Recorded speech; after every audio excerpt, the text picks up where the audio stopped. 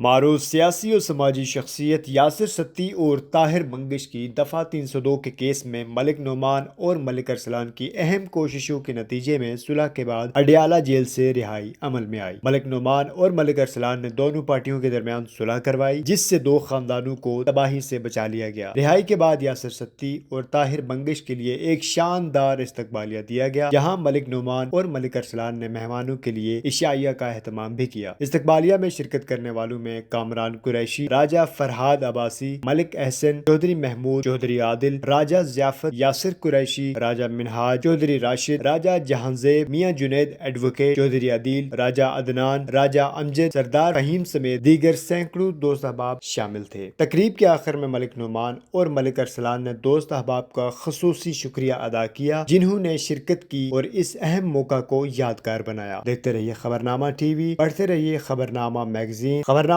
T V کا YouTube channel subscribe کریں اور فیس بک پیج لائک اور فالو کریں۔ عکاسی راجہ ساجد، خبرنامہ ٹی وی، اسلام آباد۔ تمام احباب کا شکریہ جی جو تشریف لائے ہیں میری رہائی پہ، اور بالخصوص ان تمام دوستوں کا جنہوں نے بہت محنت کی ہے اور 2-3 مہینے کے اندر اندر ہماری صلح بھی کروائی ہے۔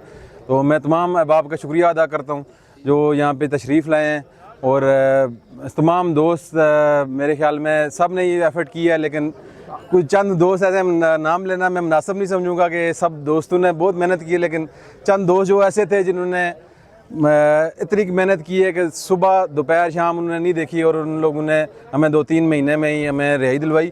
تو میں سب دوستوں کا ایک دفعہ پھر شکریہ ادا کرتا ہوں کہ آپ سب نے ہمارا ساتھ دیا۔ فی امان اللہ جی۔